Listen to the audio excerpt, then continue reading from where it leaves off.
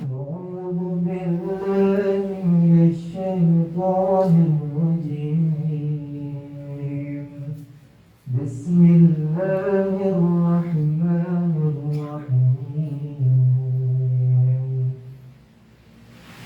يا أيها الذين آمنوا أوفوا بالعقود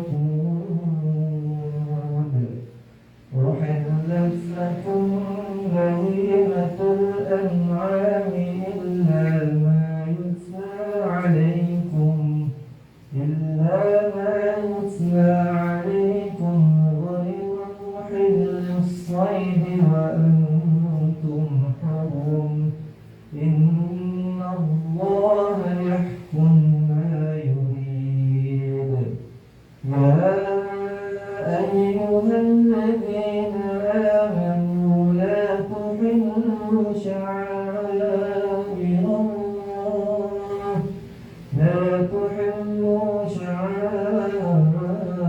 الله ولا الشهر الحرام ولا الهدي ولا القلائد ولا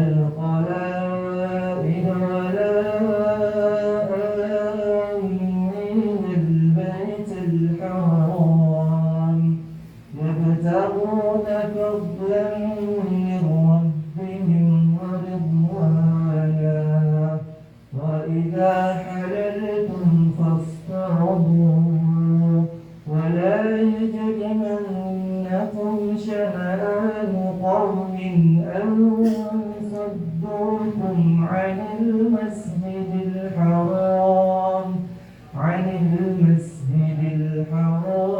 أن تعتدوا وتعاونوا على البر والتقوى ولا تعاونوا على الإثم والعدوان واتقوا الله إن الله شديد العقاب. صدق الله العظيم. السلام عليكم ورحمة الله وبركاته. Jazakumullah khairan pada sahabat yang telah menonton pada malam hari ini. Semoga beliau membaca dan kita yang sama menonton, dan insyaallah sama-sama dengan pahala Allah Subhanahu wa taala. Ada sahabat yang mengaji, kami persilakan. Bismillahirrahmanirrahim. Assalamualaikum warahmatullahi wabarakatuh.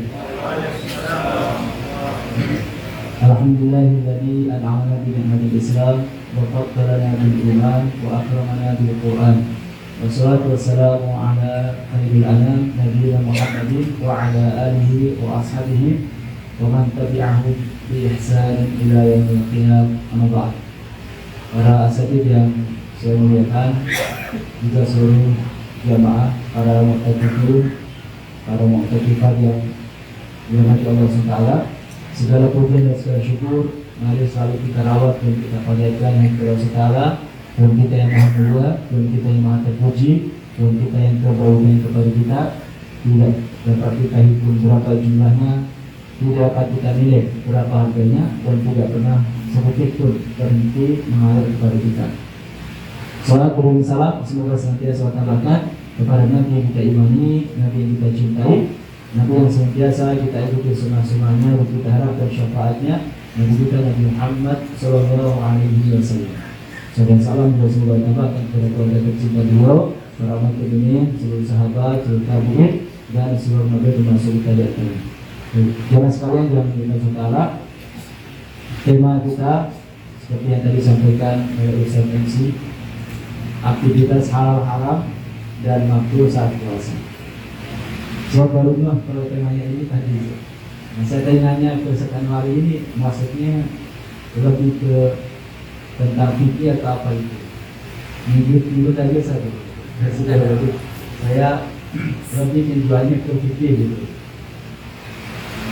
Dan sekalian, tapi selain dari aspek fikih, halal haram dan makruh dalam puasa ini juga ada yang berkaitan dengan hal-hal yang bukan ranah fikih. Kalau yang ada makna fikih nanti akan kita bahas secara berurutan dari mulai rukun puasa, kemudian pembatal puasa, dan apa yang ditoleransi ketika puasa. Tapi sebelumnya saya ingin menyampaikan juga bahwa dalam aktivitas puasa ini juga ada hal-hal yang selain membatalkan puasa itu juga bisa menghilangkan pahala puasa. Jadi ada pembatal puasa, ada pembatal atau penghilang pahala puasa. Kalau pembatal puasa itu dibahas dalam fikih. Tapi kalau pembatal puasa itu tidak dibahas. Pembatal pahala puasa itu tidak dalam fikih. Nah, pembatal puasa itu kayak makan minum dengan sengaja, meskipun satu butir nasi itu batalin. Tapi kalau nggak sengaja, meskipun satu piring lengkap dengan lauk ayam geprek, kemudian es teh Solo, tapi nggak sengaja, nggak batal gitu. Tapi kalau sebutir nasi sengaja, meskipun nggak mengenyangkan, batal. Nah itu pembatal puasa. Nah, tapi ada pembatal pahala puasa. Puasanya tidak batal, tapi pahala nggak dapat. Yaitu ketika orang puasa tapi tidak menghindari hal-hal yang dapat merusak pahala puasa seperti apa? Berkata bohong, melihat hal-hal yang porno, itu bisa menghilangkan pahala puasa. Puasa tetap sah, cuman pahala nggak dapat. Hal ini diantaranya disampaikan Nabi SAW dalam salah satu hadisnya, "Man lam yada' qawla zur wal 'amal bihi wa laysa lillahi hajatun fi an yada'a ta'amahu wa syarabahu."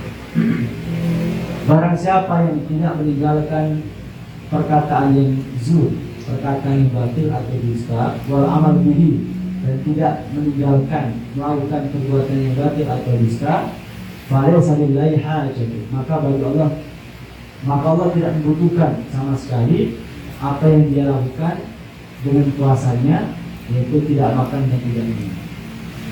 Kalau orang puasa tapi masih ngomong jorok, masih menebarkan hoax misalkan, itu puasanya tetap sah secara fikih, dia tetap dihitung puasa, tapi pahala itu bisa nggak dapat. Dalam hadis yang lain Rasul sampaikan, rubba sha'imin laisa lahu min siyamihi illa al-ju' wal 'atash. Jadi betapa banyaknya orang-orang yang tidak mendapatkan dari puasanya kecuali rasa lapar dan dahaga. Ada orang yang puasanya sisa tapi pahala nggak dapat, itu ada. Karena kalau puasa tidak sah berarti dia harus qadha. Ini puasa tetap sah, cuman nggak dapat pahala. Karena kalau Imam Ghazali dalam Ihya Ulumuddin itu membagi puasa itu dalam 3 derajat atau 3 level. Yang pertama disebut puasa orang umum atau orang awam. Yang kedua puasanya orang khusus atau khas ya. Yang ketiga puasa orang khawasul khas. Kalau saya istilahkan dengan bahasa yang familiar, puasa kelas ekonomi, kelas bisnis, dan kelas eksekutif. Kalau Imam Ghazali puasanya orang awam atau orang umum, orang khusus, dan khususnya khusus, VIP. Apa bedanya? Kalau puasa orang umum itu hanya puasa, hanya mempuasakan mulut dan perut. Hanya mempuasakan perut dan kemaluan. Itu puasa orang umum. Puasa kelas ekonomi. Nah, itu puasanya sekali lagi hanya mempuasakan perut dan kemaluan. Dalam artian dia tidak makan, tidak minum, dan tidak berhubungan suami istri. Itu level puasa paling rendah kelas ekonomi. Puasanya orang awam, orang umum. Yang kedua, puasa orang khusus, kelas bisnis. Itu orang yang bukan hanya mempuasakan perut dan kemaluan, tapi mempuasakan perut, kemaluan, semua anggota badan, dan panca indera dari hal-hal yang dapat membatalkan atau merusak pahala puasa. Di tangannya itu tidak usil misalnya, kakinya tidak melangkah ke tempat-tempat yang tidak disukai suka Allah. Makanya tidak digunakan untuk nonton gambar atau video yang tidak pantas. Pendengarannya tidak digunakan untuk misalkan mendengarkan musik-musik yang tidak benar. Itu puasa level 2, puasa orang khusus atau kelas bisnis. Nah, yang paling tinggi itu puasanya khawasul khawas, kelas eksekutif atau VVIP. Yaitu mereka yang sudah bisa mempuasakan pertama perut dan kemaluan, yang kedua anggota badan dan panca indera, dan yang ketiga mempuasakan pikiran. Di pikirannya juga ikut puasa, tidak seudah pada orang, tidak mikir dunia melulu. Itu puasa level 3 atau puasa khawasul khawas atau kelas VVIP atau kelas eksekutif. Itu menurut Imam Al-Ghazali, dan saya rasa itu sangat bagus banget untuk menjadi bahan acuan dan evaluasi kita, supaya kita ini puasa bukan hanya tadi mempuasakan perut dan kemaluan. Baik, teman sekalian, itu sebagai pengantar. Selanjutnya kita akan bahas akhir hal haram dan makruh saat puasa dari tinjauan fikih. Nah, karena dari tinjauan fikih, maka saya urutkan dari mulai rukun puasa.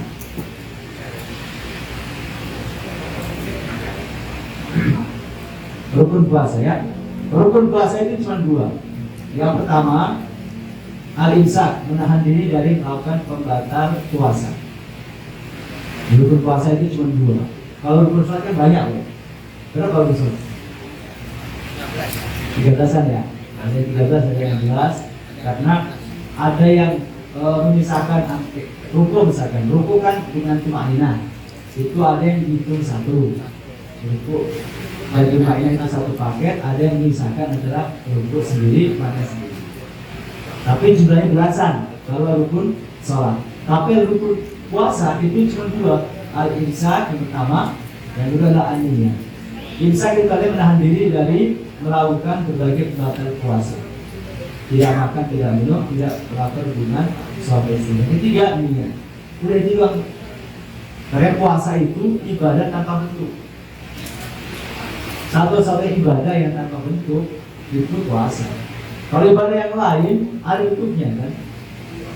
Sholat nggak ada bentuknya gerakannya. Orang takbir, berdiri, rukuk, sujud, duduk, salam, ada bentuknya. Haji, kelihatan banget bentuknya. Zakat kelihatan kan ketika orang bayar zakat. Tapi puasa ini tidak ada bentuknya, karena dia sangat rahasia sekali, sangat private. Oleh karena itu dalam hadis qudsi Allah Ta'ala mengatakan as-sawmuli wa ana al-jizini.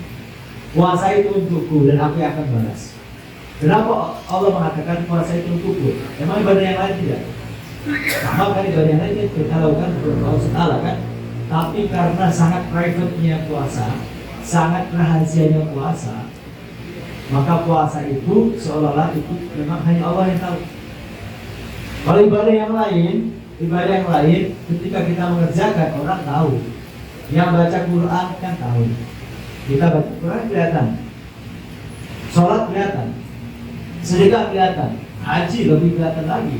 Biasanya ada ada cara apa? Kalau pasal itu Walimatul Safar kelihatan banget kan. Tapi kalau puasa tidak kelihatan. Ya kan sahur itu kan belum puasa, makan belum puasa. Orang sahur kan belum puasa malah. Orang dan yang sahur belum tentu puasa. Kan nggak jamin kan sahur puasa kan. Bisa saja sahur bareng-bareng di kantornya makan nasi uduk. Mungkin sahur bareng orang tua tapi di sekolah diam-diam mampir bareng di pinggir jalan. Mungkin nggak? Mungkin. Bahkan sangat mungkin juga, menurut saya sih enggak ya. Wudhu sholat zuhur, wudhu umur sebagian ditelan. Siapa yang tahu? Nggak ada yang tahu kan? Karena puasa itu sangat rahasia sekali, sangat private. Orang yang betul-betul biasa puasa itu berarti memang betul-betul merasa sangat diawasi oleh Allah. Nggak gampang loh, teman-teman semuanya sekalian. Orang yang berpuasa itu berarti betul-betul sudah taat banget sama Allah. Bayangin coba, makan minum dilarang, padahal di kulkasnya banyak makanan, uang jajan juga ada. Kalau malu ke warung bisa GoFood, tapi orang kok nurut banget sama larangan Allah SWT. Itu memang menunjukkan dia takwa. Ya, nah itu menurut puasa ya. Jadi cuma menahan diri dan niat. Khusus puasa Ramadan, niat itu harus dilakukan malam hari atau selambat-lambatnya sebelum subuh, sampai-lambatnya. Tetapi boleh niat puasa itu dilakukan di awal Ramadan. Niat global dulu. Saya niat puasa selama 90. Nanti setiap malam diperbarui niatnya. Sehingga kalau suatu ketika lupa niat, itu sudah punya cadangan niat global tadi. Nah, kira-kira begitu filosofinya. Gitu ya. Tapi kalau puasa sunnah itu boleh niat itu setelah pagi. Jadi misalnya jam 10 kita belum sarapan, belum ngopi, belum makan gorengan, belum nasi uduk, belum bubur ayam. Jam 10. Dan kita merasa nggak lapar. Lalu jam 10 itu kita niat puasa Senin Kamis misalnya boleh. Sah. Cuman argo pahalanya baru jalan jam 10. Untuk membedakan yang dia niat puasa Senin Kamis dari subuh atau dari malam. Ada yang dari malam ya, biasanya puasa sunnah Senin Kamis sama. Dibuktikan dengan sahur. Nah begitu dia mulai puasa, ketika sudah subuh, argo pahalanya sudah jalan. Tapi kalau yang puasanya baru jam 10, niat puasa baru jam 10, argo pahalanya baru jam 10. Tapi sah, khusus puasa sunnah. Tapi kalau puasa Ramadan harus dilakukan malam hari, sampai tempatnya sebelum subuh. Dasar umumnya tentang keharusannya itu hadis Nabi yang sangat terkenal sekali, innamal a'malu binniyat. Sesungguhnya setiap amal bergantung pada niatnya. Nah, kemudian keharusan niat puasa Ramadan dilakukan sebelum subuh adalah hadis Nabi yang dari Abu Dawud dan Imam Tirmidzi. Rasul mengatakan, "Man lam yujmi' siyama qabla al-fajri fala siyama lah." Barang siapa yang tidak berniat sebelum fajar, maka puasanya tidak sah. Ini konteks hadis ini adalah berkaitan dengan puasa Ramadan. Karena kalau puasa sunnah itu jelas boleh. Nabi pernah pagi-pagi datang ke rumah Aisyah. Aisyah, ada makanan enggak? Enggak ada ya Rasulullah. Beras sudah habis. Enggak ada sama sekali. Uang juga enggak ada. Akhirnya sudah begitu saya puasa. Sedang Rasulullah berbagi itu. Ini dalil bahwasanya boleh puasa sunnah pagi hari niatnya. Dan juga boleh dibatalkan meskipun bukan dengan alasan yang penting banget. Kalau puasa Ramadan kan nggak boleh dibatalin kecuali ada udzur syar'i. Tapi kalau puasa sunnah dibatalin tanpa udzur syar'i boleh. Karena Rasul pernah datang ke Aisyah. Beliau tadi sudah puasa, tapi pas datang ke Aisyah, kata Aisyah, ya Rasulullah, barusan ada yang ngasih hadiah kita makanan. Lalu Rasul bilang, coba lihat bagian makanannya. Itu Rasul tertarik. Ada bubur ayam gitu ya, bubur ayam Cirebon gitu. Ya sudah saya batalin kata Rasul. Akhirnya Rasul membatalkan puasa sunnah. Nah ini kelihatan sepele, tapi menjadi dalil tentang kebolehnya membatalkan puasa sunnah meskipun bukan karena alasan yang penting. Misalkan sakit, gitu ya. Boleh. Misalkan kita puasa Senin, ternyata pas siang-siang diajak, yuk makan dulu, saya bayarin. Nggak boleh dibatalin. Kayak saya kan, gitu. Nggak boleh. Meskipun atau misalkan kita lagi puasa, ada saudara atau tamu jauh dari rumah kita. Kalau kita cuma subuh, lalu dia makan jam 9 dan itu dia nggak makan, maka batalkan saja puasa. Baik ya, itu tentangnya.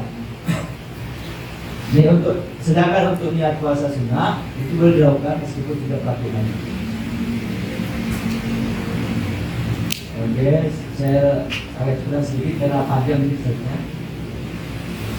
Yang kedua, menahan diri dari membatalkan puasa. Menahan diri dari membatalkan puasa. Rukun puasa kedua adalah menahan diri dari semua yang membatalkan puasa dari semenjak terbit fajar, sodik hingga tenggelam matahari. Ini memang betul sebenarnya kajian awal bulan ya, tetapi gak apa. Karena begini, kata Nabi SAW, innamal a'malu bil khawatim. Sesungguhnya amalan itu nilainya ditentukan pada akhirnya. Gak apa ini meskipun ini kok bahas tentang puasa kok udah mau habis puasa gak apa. Karena 10 hari terakhir itu menentukan sekali. Malah ibaratnya Ramadan ini kalau ibaratkan lari itu seperti lomba lari maraton. Kan kalau dalam siapa yang lomba lari kan ada lari jarak pendek, jarak menengah dan jauh. Kalau dari jarak pendek, jaraknya berapa? Lari jarak pendek berapa Kak? 100 meter. 100 meter ya, 100 meter sampai 400. Kalau lari jarak menengah 1000 lah. berapa ratus? 800. Kalau jarak jauh kan Kilo. 40 kilo sampai 42 kilo kalau tidak salah ya. Nah, kata mereka yang sudah punya jam terbang tinggi, kalau untuk menang lari jarak pendek atau sprint, itu kata kuncinya itu pada speed, pada kecepatan. Jadi pelari jarak pendek yang potensi menjadi juara itu yang larinya paling kencang. Sehingga kalau lomba lari jarak pendek begitu fluid dibunyikan, itu pasti langsung lari kencang-kencangnya pesertanya. Tapi kalau dalam maraton, juaranya bukan ditentukan pada speed, bukan pada kecepatan, tapi pada endurance, pada daya tahan. Yang daya tahan tubuhnya paling bagus, yang nafasnya paling panjang, itu yang potensi menang. Sehingga ketika maraton, fluid baru dibunyikan, kalau pelarinya udah pengalaman, dia belum akan lari kencang-kencangnya. Dia lari, tapi belum terlalu kencang. Baru dia akan maksimalkan kecepatannya kalau dia sudah mulai garis finish. Dia akan lari sekencang-kencangnya kalau sudah mulai garis finish. Nah, kita ini ibarat di Ramadan, kalau sudah masuk ke 10 malam terakhir, itu garis finishnya sudah mulai kelihatan. Buktinya apa? Buktinya THR sudah pada turun. Udah, kayak kencengin gitu. Ini tadi saya dari rumah, dari larangan ke sini itu macet banget. Perasaan dulu nggak semacet ini dan gitu. Terus saya pikir-pikir, oh ini caranya udah kayaknya gajian sudah keluar, THR juga sudah keluar juga, makanya orang pada keluar. Macet sekali jadi, luar biasa macet. Baik, kalau sekarang kita lanjut ya. Jadi rukun kedua adalah berarti dari yang batalkan puasa. Bagaimana yang sudah kita lihat sama ya. Mungkin saya ikuti saja langsung pada hal yang disunahkan saat puasa. Yang pertama makan sahur. Makan sahur itu sunnah, sarapan itu mubah. Sama-sama makan di awal hari. Tapi kalau sarapan itu mubah. Mau sekolah atau mengajar gak sarapan, gak apa-apa. Sarapan juga gak apa-apa. Sunnah saja, mubah saja. Tapi kalau sahur itu sunnah. Kenapa? Karena diberitakan Nabi. Tapi kalau sarapan Nabi gak beritakan. Itu hanya aktivitas harian yang kalau kita kerjakan boleh, gak apa-apa. Tapi kalau sahur itu memang harus kita usahakan kita kerjakan.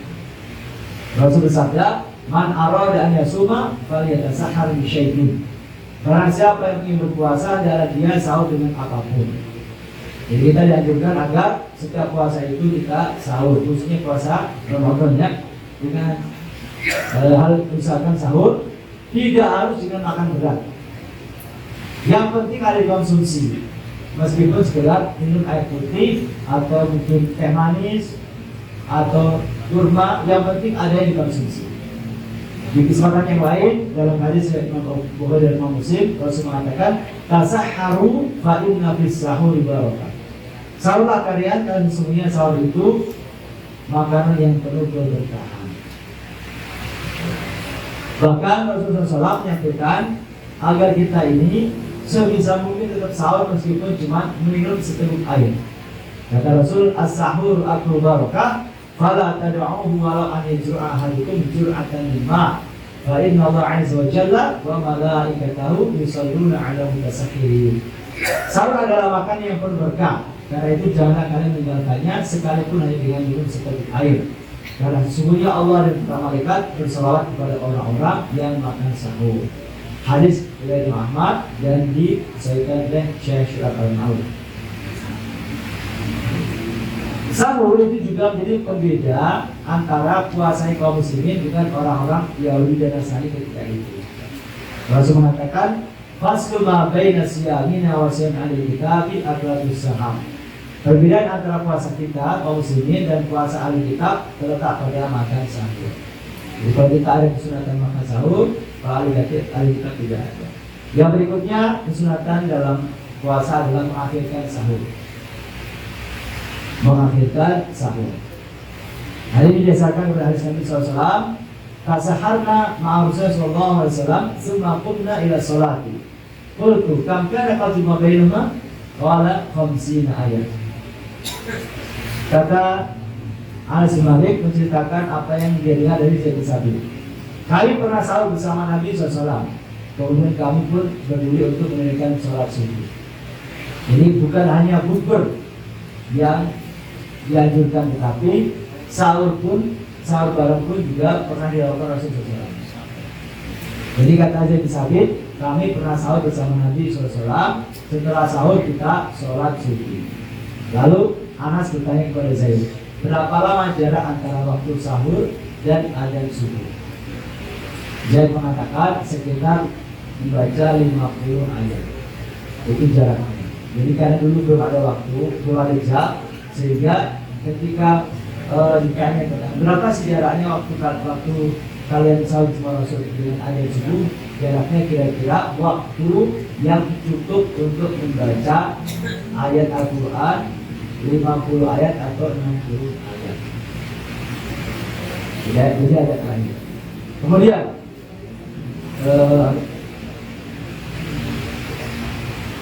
kalau sudah ada subuh, masih boleh makan sahur atau minum.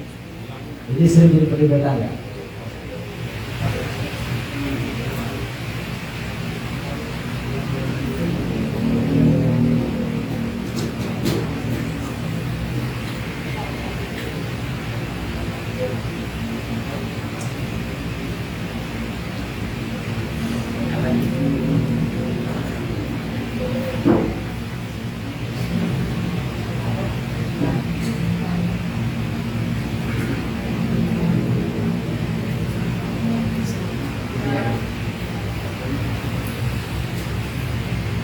Kalau sudah ada subuh, maka aktivitas makan sahur harus dihentikan. Karena itu berarti sudah masuk waktu subuh, sudah saatnya kita berpuasa. Namanya ada kearifan dari khusus dari kiai-kiai kita di Indonesia, itu membuat yang namanya jadwal imsak.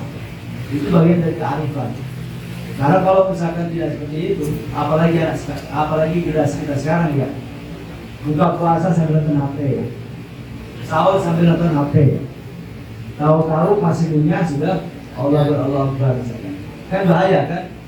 Tapi dengan adanya imsak, meskipun belakangan ini diperdebatkan, tapi menurut saya itu kearifan para kiai dulu, supaya kita ini punya antisipasi, jangan sampai sudah adzan lalu kita masih ngunyah, masih makanya pakai sambal lagi, break. Misalkan level berapa 10 kan butuh minum kan gitu. Tapi dengan adanya imsak kan kita antisipasi. Imsak itu kan ya kita 10 menit kan, sehingga kita bisa antisipasi. Misalkan ada jam setengah 5 lewat 10, maka setengah 5 kita sudah ancang untuk berhenti makan minum. Memang imsak itu bukan waktu atau batas akhir untuk sahur. Ini kita sepakat, imsak itu bukan batas akhir orang untuk makan sahur.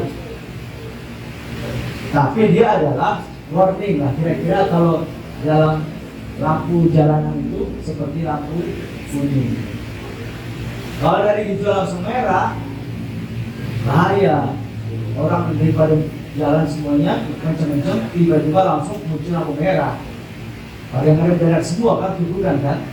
Maka untuk mengantisipasi kecelakaan diterbitkan lampu kuning, sehingga yang tadi masih ngegas begitu lihat kuning dia mengurangi gasnya, pas di lampu merah langsung berhenti. Nah kira-kira filosofi dari imsak itu seperti itu. Jadi meskipun yang dia bukan batas akhir untuk sahur, tetapi perlu diperhatikan untuk antisipasi supaya jangan sampai kita orang itu sudah ada tapi masih makan atau minum.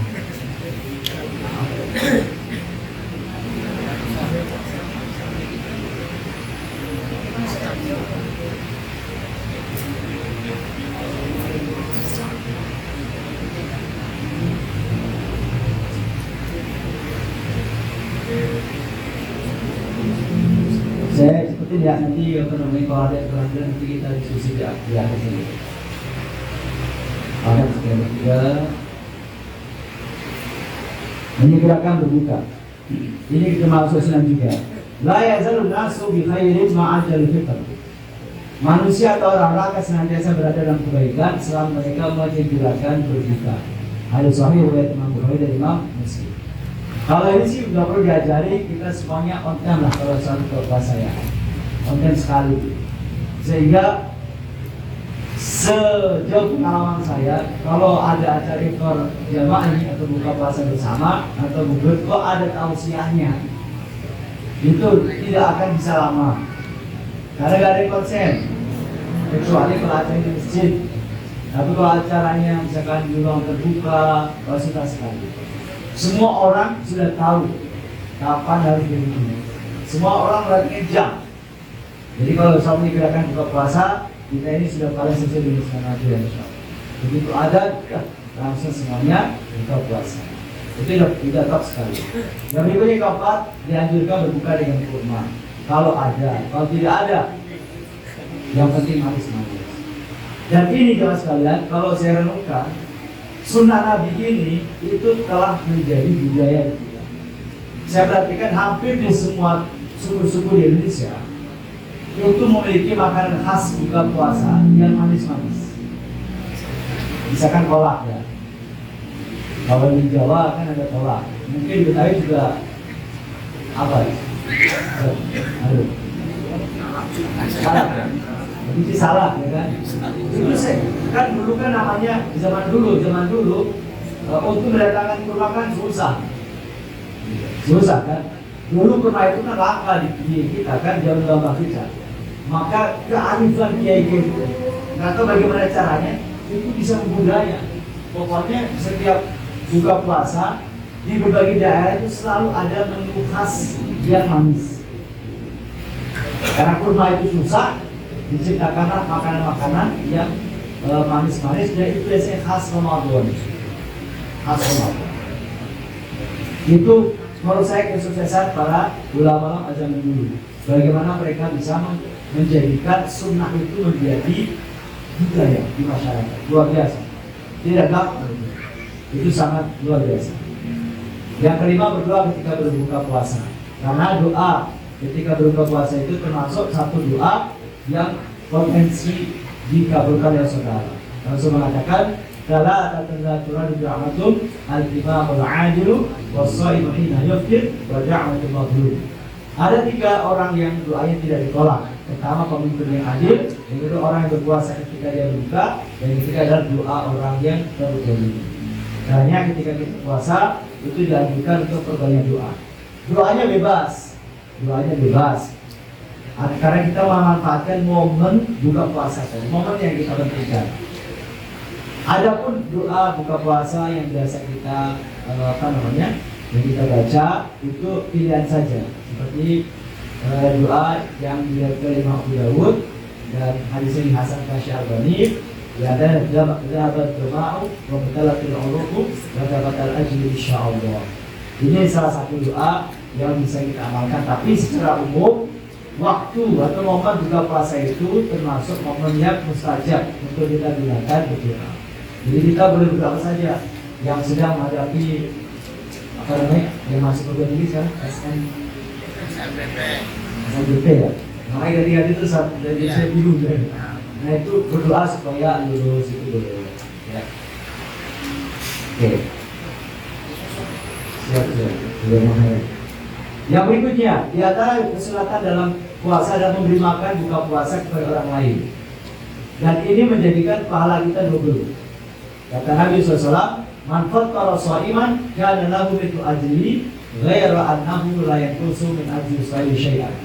Barang siapa memberi makan orang yang berbuka, maka baginya pahala seperti orang yang berpuasa tersebut tanpa mengurangi pahala orang yang berpuasa itu sedikit. Di kita puasa lalu berbagi takjil kepada orang lain, itu kita dapat pahala puasa double. Dapat pahala puasa double. Takjil, mungkin juga lagi viral dipersoalkan. Takjil itu bukan makanan. Udah tahu takjil itu bukan makanan. Takjil itu artinya gerakan.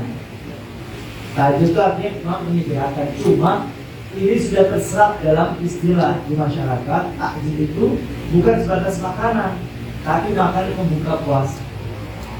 Karena kalau itu diprotes, takjil itu bukan makanan, memang betul, tapi dia istilah khusus yang sudah keluar, yang memang sudah beda dengan makna aslinya. Secara makna bahasa, takjil itu artinya menyegerakan. Karena sunnahnya orang buka puasa itu disegerakan. Tapi kemudian kalimat ini itu terserap ke dalam bahasa Indonesia menjadi istilah masyarakat. Takjil itu adalah makanan untuk pembuka puasa, bukan nasi. Yang disebut takjil kan bukan nasi, tapi snack kan.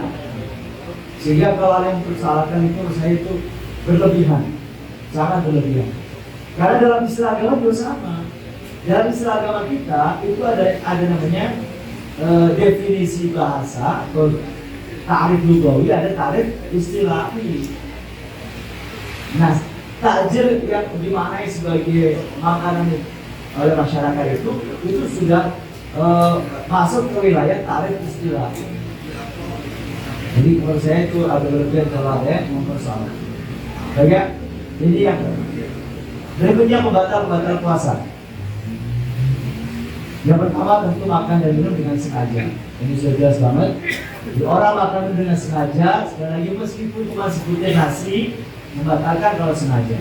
Tapi sepiring lengkap dengan lauk pauk, tapi nggak sengaja, itu tidak membatalkan. Karena yang dinilai adalah niatnya tadi. Bahkan dari Nabi SAW itu dianggap seperti hidangan yang Allah berikan kepada orang yang tua tadi. Kata Rasulullah SAW, "Idza nasiya fa'akala wa syariba falyutimma shaumah, fa innama at'amahu Allah wa saqah." Apabila seseorang makan dan minum dalam keadaan lupa, hendaklah dia tetap menyempurnakan puasanya karena Allah telah beri dia makan dan minum. Itu seperti sedekah Allah SWT ya. Seperti sedekah Allah SWT kepada mereka yang lupa. Juga berdasarkan hadis Nabi SAW, "Inna Allah wada'a umatil khata'a wa nisyana mastuqilu alaih." Sesungguhnya Allah menghilangkan dari umatku dosa karena keliru, lupa atau dipaksa. Jadi kalau karena kau lupa, maka itu tidak batal. Yang kedua, yang batalkan puasa adalah muntah dengan sengaja. Muntah dengan sengaja. Berarti kalau tidak sengaja tidak batal. Tidak sengaja gimana misalnya? Tidak sengaja misalkan mabuk kendaraan. Kita pulang kampung, naik kendaraan umum misalnya. Kalau mabuk muntah, batal tidak? Tidak batal. Masuk angin, puasa tapi masuk angin, lalu muntah, tidak batal. Tapi kalau sengaja, misalkan masuk jari ke mulut, biar ingin muntah, misalkan dan muntah, nah itu membatalkan puasa. Hari ini disampaikan Nabi SAW, "Man dar'ahu qayyun wa huwa sha'imun falaysa 'alaihi qada'un wa in istaqa'a falyaqdi." Barang siapa yang dipaksa muntah, maksud dipaksa itu didorong dari dalam untuk muntah, sedangkan dia dalam keadaan puasa, maka tidak ada qada baginya. Namun bila dia muntah dengan sengaja, maka wajib baginya membayar qada. Ini muntah ya. Yang ketiga, haid dan nifas. Sudah jelas ini membatalkan puasa meskipun misalkan keluarnya dari haid itu 3 menit sebelum adzan, sebelum maghrib maksudnya. Jadi misalkan maghrib itu jam 6.00, jam 6 sore 00. Ada seorang ibu misalkan keluar darah haid jam 6 kurang 5 menit, dia batal. Puasa hari itu gak dihitung, harus dikodok nanti. Ya sayang ya kalau bicara sayang gitu. Tapi insya Allah beliau tetap dapat pahala ketaatan. Allah kan maha baik, jadi gak kemudian disia-siakan. Jadi laparnya dari pagi, dari sahur itu sampai sore, memang tidak itu dari puasa, tapi Allah kasih dia pahala atas ketaatannya terhadap syariat. Jadi 5 menit sebelum maghrib kok keluar darah haid batal. Tapi kalau misalkan begini, misalnya waktu sholat asar, seorang ibu itu misalkan sepengetahuan dia belum keluar darah haid. Begitu mau sholat maghrib, ternyata ada darah haid.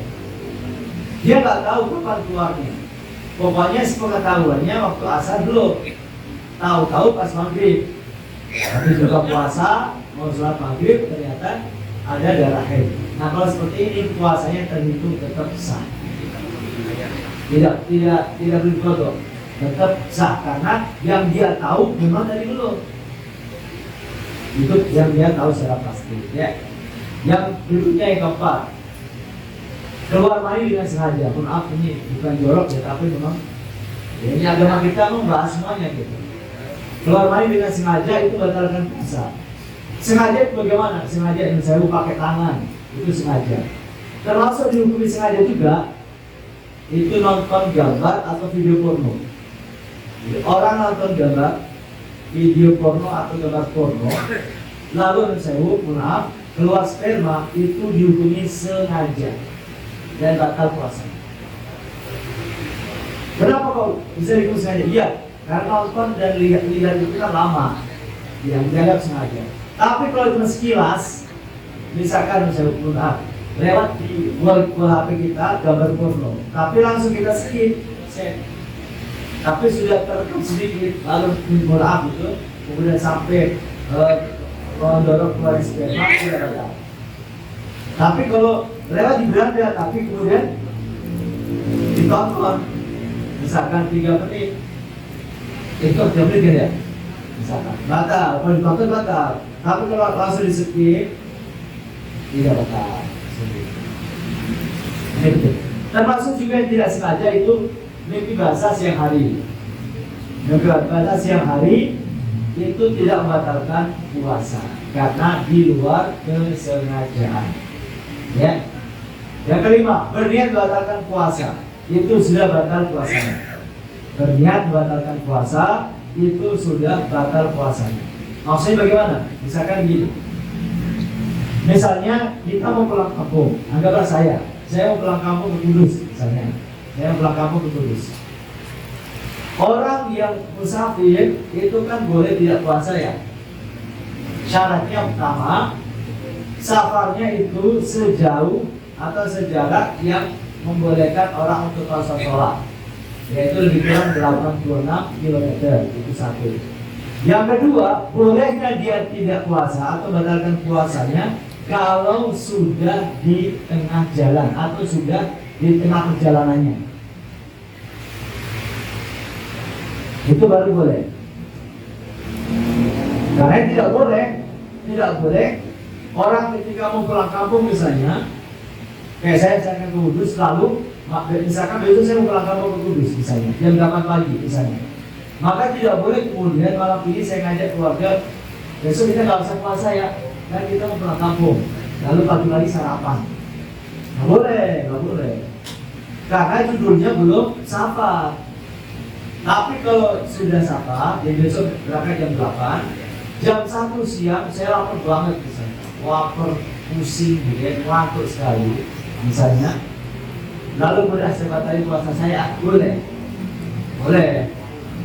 Tapi begitu saya meniatkan saya batalin puasa saya, lalu saya cari warung kopi nggak nemu, tapi saya sudah niatkan membatalkan, itu sudah batal. Meskipun belum jadi ngopi, juga belum jadi makan, ya, itu sudah batal karena sudah mencabut niat. Itu yang dimaksud berniat batalkan puasa, itu sudah dijadikan batal. Ya, itu yang kelima. Yang keenam, berhubungan sama istri. Itu jelas ya, di siang hari itu batalkan puasa. Bahkan kalau disengaja itu ada kafaratnya. Ada kafaratnya. Pertama apa? Cuma dikatakan juga. Tapi kalau sekarang nggak ada, maka hukumnya adalah berpuasa selama 60 hari. Kalau nggak sanggup, ngasih makan berapa? 60 orang. Fakir miskin. Itu kafaratnya. Padahal, maaf, yang namanya hubungan suami istri itu kan halal ya. Tapi dilakukan siang hari ada kafaratnya.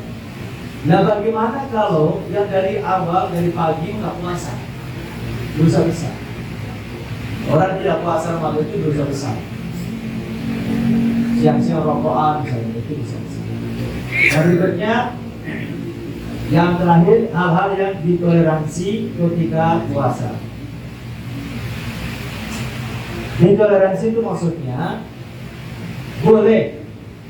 boleh dengan syarat-syarat tertentu. Itu artinya ditoleransi. Yang pertama, berkumur-kumur dan masukkan air ke dalam hidung. Jadi ketika puasa Ramadan, boleh nggak kita berkumur-kumur atau masukkan air ke hidung saat kita berwudu?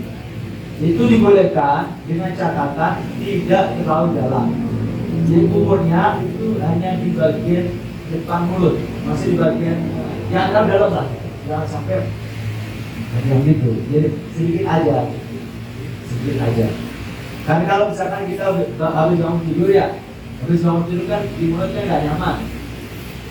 Misalkan kita mau sholat zuhur atau mau sholat asar, habis tidur gitu, kan nggak nyaman lah di mulut. Apalagi kalau tidurnya kurus kan.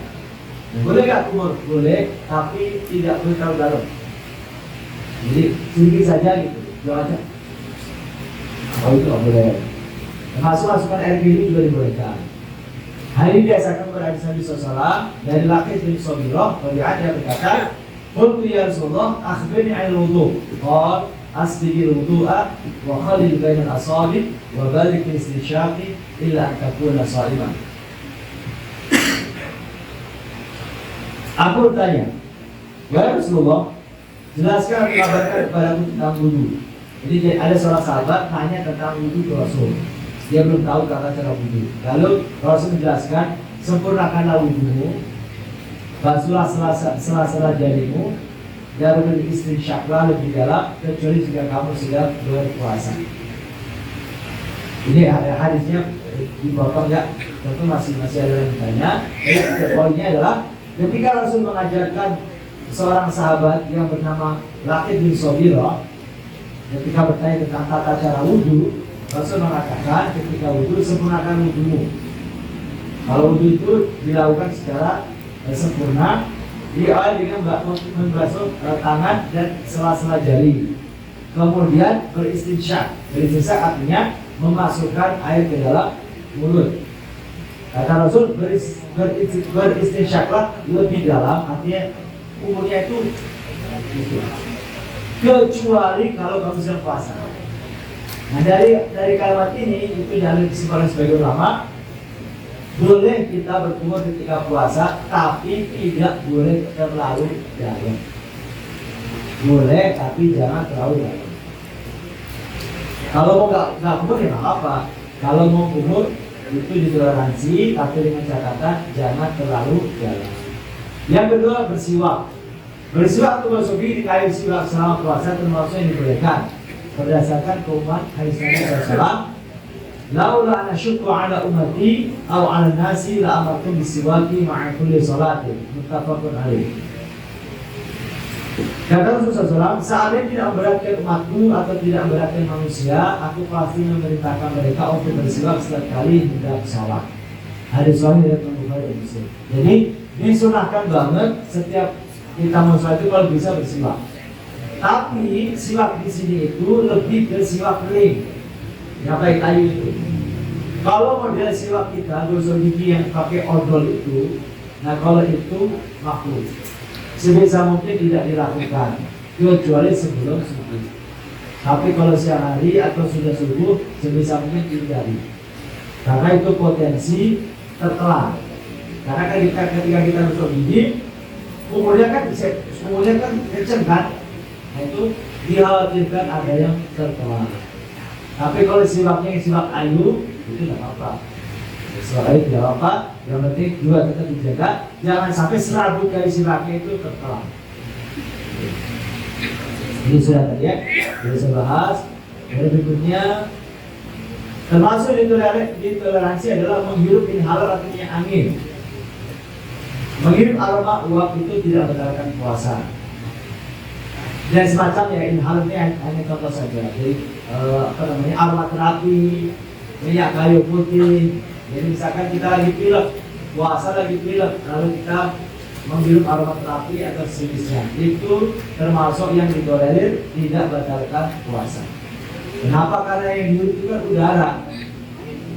Kalau udara batalkan puasa, menghirup inhaler, minyak kayu putih batalkan puasa, berarti menghirup aroma sate juga batal. Dan gitu. Mencium masakan Padang batal. Kan sama-sama bau kan? Sama-sama bau. Mencium bau kentut bisa batal juga kalau seperti itu kan? Makanya ini termasuk toleransi. Meskipun di sini berasa, misalkan minyak kayu putih kan mungkin di sini agak berasa pahit ya. Itu ditoleransi, artinya dibolehkan. Nah itu tadi disampaikan oleh Syekh Abdurrahman Ba'alabi dalam kitab Bugiyatul Syedid. Dia mengatakan la yadurru surbi bisyammi wa qadam al-fammi karaihatil bukuri aw ghairihi ila jawfi wa in ta'ammadahu li'annahu laysa 'ainun. Tidak dianggap batalkan puasa aroma yang dihirup sebagaimana aroma asap kemenyan atau yang lainnya yang terasa mencapai tenggorokan meskipun disengaja, karena ia bukan termasuk ain atau benda yang bisa membatalkan puasa. Jadi hidup itu udara, bukan sesuatu partikel atau fisik. Yang berikutnya ketiga, termasuk ditoleransi, dibolehkan adalah masuk waktu subuh dalam kondisi masih junub. Masuk waktu subuh masih junub. Misalkan ada orang malam Ramadan mimpi basah, sampai azan subuh belum mandi. Apakah puasanya sah? Sah.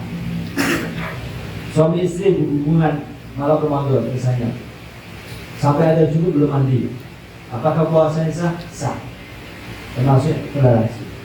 Tapi kalau puasa subuh ya wajib mandi. Cuma kalau puasanya tetap sah. Nah ini didasarkan pada hadis dari Aisyah radhiyallahu anha, Nabi sallallahu alaihi wasallam kana yasbuhu junuban min jima'in kama yaghsilu yasum, muttafaqun alaih. Dari Aisyah dan dari Ummu Salamah radhiyallahu anha, Nabi SAW pernah berpagi hari dalam kondisi junub karena jima, kemudian beliau mandi dan terus berpuasa. Ini menunjukkan bahwasanya itu tidak membatalkan, jadi boleh. Berikutnya mencicipi makanan. Ibnu Abbas mengatakan tidak mengapa seseorang yang sedang berpuasa mencicipi cuka atau sesuatu selama tidak masuk sampai ke kerongkongan. Jadi boleh, misalnya ibu masak buat keluarganya atau buat dijual, dicicipi boleh. Tapi yang penting setelah itu dilepas, dijualin, jangan ditelan. Yang cicipi yang berkepentingan saja. Kalau yang masak istrinya ya bapaknya nggak usah dicicipi. Ngapain gitu ya? Kalau perlu ya kan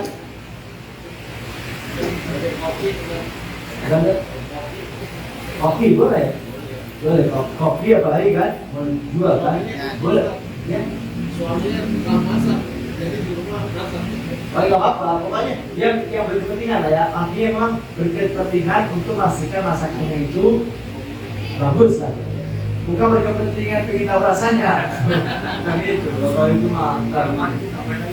Gitu ya. Berikutnya, mandi dan menyiramkan air ke kepala untuk bersegar. Ini biasanya kalau anak-anak ya. Boleh. Jadi misalkan anak SMP, SMA atau SD yang pada latihan puasa, panas banget misalkan. Boleh nggak guguran? Boleh. Belakangnya jadi seger. Iya, sebenarnya itu karena pori-pori kita masukkan air. Nah itu ditoleransi. Yang penting jangan pura-pura mandi lalu minum, itu nggak boleh. Tapi kalau sekedar guyuran dan seger karena aman pori-porinya basah, itu ditoleransi. Hal ini disahkan kepada hadis dari Abu Bakar bin Abdurrahman radhiyallahu anhu bahwa ia pernah melihat Nabi SAW membasahi kepalanya saat dalam perjalanan ke Fathu Makkah dan dia sedang berpuasa. Kana sallallahu alaihi wasallam yasubbul ma'a ala ra'sihi wa huwa sha'imun min al-'atashi aw min al-har. Nabi SAW pernah menyiramkan air ke atas kepala beliau ketika sedang puasa dikarenakan kehausan atau karena kepanasan. Rasul pernah basahin kepalanya dulu, berarti kan mirip mandi kan. Gimana kalau renang? Nah kalau renang itu rawan. Prinsipnya boleh, renang boleh, tapi rawan ketelan. Apalagi kalau nyelam kan, itu khawatir ketelan. Tapi kalau cuma mandi duluan, itu masih tidak apa-apa.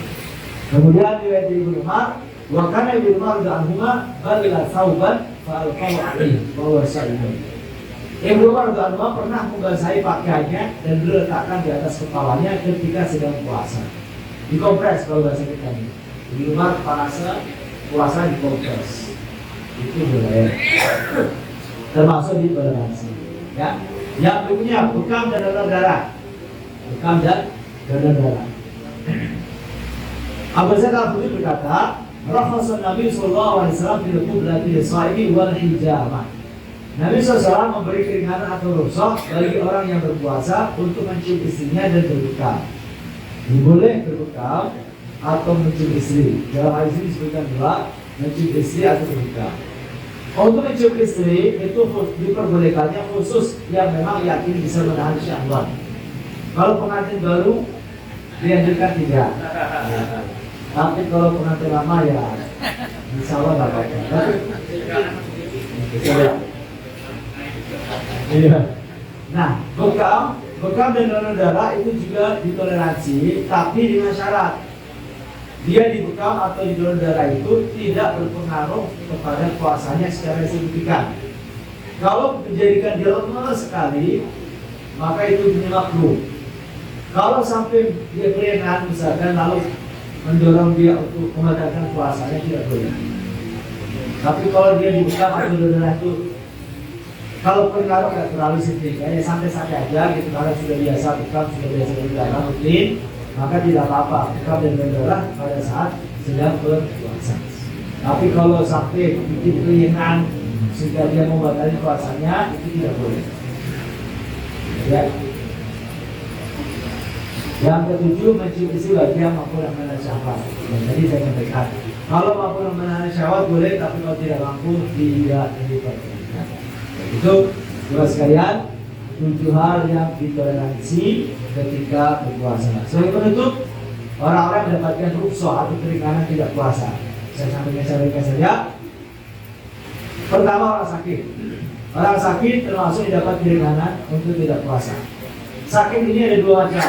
Yang pertama, sakit biasa yang ada harapan sembuh. Maka ketika dia sembuh nanti setelah Ramadan wajib diqadha. Tapi kalau sakit ini sakit menahun, sakit karena faktor tua, faktor usia, udah 70 tahun, memang hari-hari sakit terus ya, sepanjang tahun sakit lah gitu, maka berarti langsung bayar fidyah, tidak diqadha. Tapi kalau sakitnya sakit biasa, sakit 3 hari, 4 hari, itu sembuh, maka setelah Ramadan nanti diqadha, bukan fidyah. Kalau misalkan sakit 3 hari pas Ramadan lalu meninggal dunia, maka tidak ada kewajiban qadha. Kenapa? Karena Allah mengatakan wa man kana maridun aw ala safarin fa iddatun min ayyamin ukhra. Barang siapa yang sakit atau dalam perjalanan, maka dia mengganti puasanya di hari yang lain. Nah, kalau Allah takdirkan dia tidak ketemu hari setelah Ramadan, maka tidak ada kewajiban qadha. Udah gugur saja. Tapi kalau dia sakit 3 hari puasa, Ramadan sakit 3 hari, habis itu sehat puasa lagi sampai akhir Ramadan. Lalu datang bulan Syawal dia sehat, belum mengqadha meninggal dunia, nah itu bukan. Ahli warisnya, keluarganya dianjurkan untuk membayarkan. Yang kedua musafir, tadi ya. Musafir termasuk dapat rukhsah, tapi syaratnya dia jaraknya itu minimal 86 kilo. Yang kedua, bolehnya membatalkan puasa kalau sudah di perjalanan, tidak boleh dari rumah. Nah kemudian musafir itu boleh memilih, yang mau tidak puasa boleh, yang mau puasa juga boleh. Semuanya berpulang kepada kebutuhan masing-masing. Sebagaimana hadis berikut ini, hadis dari Jabir bin Abdullah dan Abu Sa'id Al-Khudri. Safarna ma'a Rasulullah sallallahu alaihi wasallam, fayasumu as-shaimu wa yufṭiru al-mufṭir, fala ya'ibu ba'dhum 'ala ba'dhin. Kami pernah safar bersama Rasulullah SAW, maka ada yang tetap berpuasa dan ada yang tidak berpuasa. Mereka yang berpuasa tidak saling mencela satu sama lain. Rasul itu kata Abu Sa'id Al-Khudri pernah safar bersama para sahabat. Nah rombongan sahabat ini terpecah dua, ada yang puasa, ada yang enggak. Yang puasa tidak meremehkan yang tidak puasa. Yang puasa enggak meremehkan juga tidak kuat begitu. Tapi yang tidak puasa, yang berbuka juga tidak menjelek-jelekan yang puasa. Jadi saling mengajar. Karenanya kesimpulan para ulama, orang musafir itu dia boleh memilih antara puasa tidak puasa, pertimbangannya kembali ke individu. Kalau dia nyetir mobil ketika pulang kampungnya lalu ngantuk berat, maka yang utama dia batalkan puasanya. Tapi penumpangnya, istrinya, anak-anaknya misalnya, kalau dia tidak ngefek dengan safar, dalam segala macamnya, maka sebaiknya dia tetap berpuasa. Ya. Kemudian orang lanjut usia. Orang lanjut usia tidak berpuasa, maka mendapatkan rukhsah dan sebagai gantinya adalah fidyah. Bayar fidyah. Kemudian yang keempat, wanita atau menyusui, termasuk yang dapat keringanan puasa. Lalu ngapain dia? Qadha ataukah fidyah? Kalau dia tidak puasa karena faktor dia nggak kuat, qadha. Dikiaskan dengan orang yang sakit. Kalau dia tidak puasa karena dia nggak kuat dan juga karena bayinya itu jadi rewel karena asinya kurang, maka dia juga mengqadha. Tapi kalau faktor dia tidak puasanya semata-mata faktor bayinya doang, dia mah nggak apa-apa, si ibunya mah nggak apa-apa, nggak kuat puasa kuat, nggak masalah. Cuma kalau puasa itu asinya jadi pahit katanya misalkan gitu ya. Berarti faktornya kan faktor si bayi. Nah ini juga qadha. Tapi sebagai ulama dalam mazhab Syafi'i itu menambahkan qadha plus fidyah. Kalau faktor dia tidak puasa karena faktor si bayinya. Tapi kalau ada faktor ibunya maka qadha saja. Tapi kalau di luar faktor ibu, faktor si bayi yang menjadikan si ibu tidak puasa, maka ulama-ulama yang lain, mazhab-mazhab yang lain mengatakan qadha saja. Tapi dalam mazhab Syafi'i qadha plus fidyah. Demikian saya yang bisa sampaikan. Mudah-mudahan kita semuanya. Saya kembali lagi, saya kembali lagi kepada Rasulullah. Jazakallahu khairan katsir pada Fadlul yang telah memberikan ilmunya pada kita semuanya terkait dengan aktes halal, haram dan juga makruh saat kita berpuasa. Yang mana 7 hari terakhir ini mungkin yang mau sampaikan tadi insyaallah menguatkan kita kembali untuk bersungguh-sungguh yang terkait dengan apa yang kita laksanakan selama Ramadan. Baik, mungkin kalau waktunya cukup malam juga, mungkin saya buka sesi tanya jawab cukup 2 orang penanya, mungkin dari Ikhwan 1 dan juga Ahmad 1, atau mungkin cukup 2 saja. Maka terserah Bapak Ibu yang ingin bertanya seputar terkait dengan tadi haram, aktivitas halal haram dan makruh saat berpuasa. Maka ada yang ingin bertanya, dipersilakan. Iya, 1 Ibu, terus ada lagi? Ya. Assalamualaikum warahmatullahi wabarakatuh. Saya mau tanya Pak Ustaz mengenai sholat. Saya pernah habis sahur terus sholat subuh. Pas lagi sujud itu terasa ada yang keluar air dari tenggorokan tapi terus masuk lagi. Seperti kayak apa mungkin karena banyak minum air gitu. Jadi itu puasanya sah apa enggak sama sholatnya gimana? Terima kasih. Assalamualaikum warahmatullahi wabarakatuh. Dari imannya ada yang bertanya? Kalau tidak ada satu lagi ibu yang bertanya. Boleh ya? Baik, silakan ibu. Di catatan saja.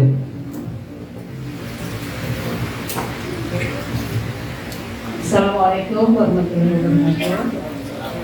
Pertanyaannya begini Ustaz.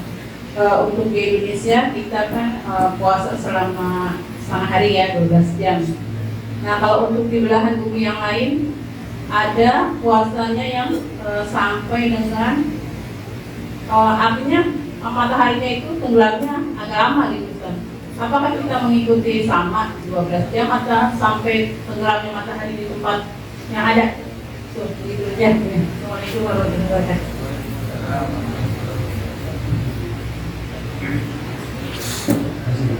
Bismillahirrahmanirrahim. Yang pertama, habis sahur, sholat subuh. Kemudian ada semacam air gitu ya, yang muntah gitu ya, kembali. Pertama, itu sesuatu yang sifatnya kan ini ya, dorongan tiba-tiba ya. Nah itu pertama tidak membatalkan puasa. Membatalkan puasa dan itu dikeluarkan saja, berarti kan mirip muntah. Itu kan kalau apa namanya, kalau kita perhatikan itu saya rasa mirip muntah lah, cuman dia muntahnya muntah air gitu. Jadi itu kalau banyak minum gitu ya, banyak minum kebuk gitu, sehingga kemudian pasta atau apa buah, jadi mirip muntah. Berarti tidak membatalkan puasa karena muntah tidak disengaja. Yang kedua, apakah membatalkan sholat? Tidak membatalkan sholat, jadi udah dibuat saja. Maka tidak membatalkan sholat, juga tidak batal puasa karena itu tidak disengaja, di luar kesanggupan kita. Jadi tidak apa, sholatnya tidak sengaja. Tertelan lagi tadi kasusnya. Kalau tertelan lagi karena tidak sengaja ditelan, itu tidak batal. Tapi kalau sengaja ditelan, kalau itu batal. Kalau sengaja ditelan ya. Tapi kalau ditelannya itu nggak sengaja karena prosesnya begitu cepat gitu ya, akhirnya langsung ditelan lagi, itu tidak batal. Termasuk. Misalnya kita sudah habis sahur dan subuh ya, siang hari lah. Ada yang nyelip di gigi, ada parutan kelapa atau apa gitu ya. Kita coba pakai lidah, misalkan gitu ya. Ini aja mau dilepeh, malah ketelan malah. Itu juga tidak membatalkan. Karena tidak sengaja kan. Sama tadi, kalau airnya ketelan lagi itu tidak sengaja karena prosesnya begitu cepat, langsung pakai dari mana langsung ketelan lagi, tidak batal. Tapi kalau keluar lalu kemudian ditahan, kita lagi batal. Yes, Bu ya. Yes. Demikian. Yang kedua, wilayah atau negara yang waktu siangnya itu panjang, katakanlah misalkan berapa 11 jam, 11 jam, dan ada ya 22 gitu ya. Itu apakah mungkin yang 12 jam itu tidak? Mereka mengikuti wilayah masing-masing. Kalau yang kebetulan jam siangnya itu panjang, ya ujian khusus lah dari Allah SWT. Tapi kalau yang ketemu siangnya pendek, ya anugerah khusus dari Allah SWT. Jadi ngikutin terbit dan terbenam, ngikutin terbenamnya matahari di sana. Nggak ngikutin di kita di Indonesia. Meskipun kita katanya punya WNI, tetap puasanya ngikutin di mana kita berada. Nggak berlaku gitu. Katanya itu tidak berlaku dalam waktu pasca. Nggak berlaku. Termasuk kalau misalnya ada orang pagi masih di Jakarta, menerang BIB kan, BIB. Kemudian tugas ke keluar daerah, keluar Jawa. Misalkan tugas ke Kalimantan kan BI tengah ya, berarti selisih 1 jam ya, Dia tadi sahur WIB itu jam 4:30 lah, subuhnya kalau balik. Nah buka puasanya ngikuti WIB atau ngikuti WIT? Ngikuti WIT. nggak ngikutin apa namanya di sini gitu. Ketika di Kalimantan sudah ada nabi, sudah buka. Nggak kemudian ngecek dulu. Jakarta udah ada tuh. Ngecek dulu. Udah langsung aja buka di sana. Termasuk kalau misalkan ke waktu Indonesia Timur, yang ikuti dia saat maghrib itu dia ada di wilayah Indonesia Timur atau waktu Indonesia Tengah atau waktu Indonesia Barat, pokoknya dia ngikuti di situ. Tidak perlu kemudian balik lagi tadi sahurnya di mana, lalu disesuaikan di tempat yang sama. Demikian sebagai tambahan. Baik, Bapak Ibu yang dirahmati Allah Subhanahu wa taala, jamaah muslimin taifat Masjid Jamiah Syukriyah. Insyaallah jelas sekali yang sudah disampaikan terkait dengan aktivitas halal haram dan juga makruh selama kita berpuasa, dan juga tadi ada tambahan bagaimana rukhsah bagi orang-orang yang diizinkan tidak berpuasa. Semoga apa yang beliau sampaikan tadi insyaallah memberikan kekuatan kembali pada kita semuanya, memantapkan puasa kita yang mungkin kurang lebih 7 hari finish, dan insyaallah lebih mantap lagi sehingga kita nanti digolongkan sebagai orang-orang yang insyaallah bertakwa dari Allah Subhanahu wa taala.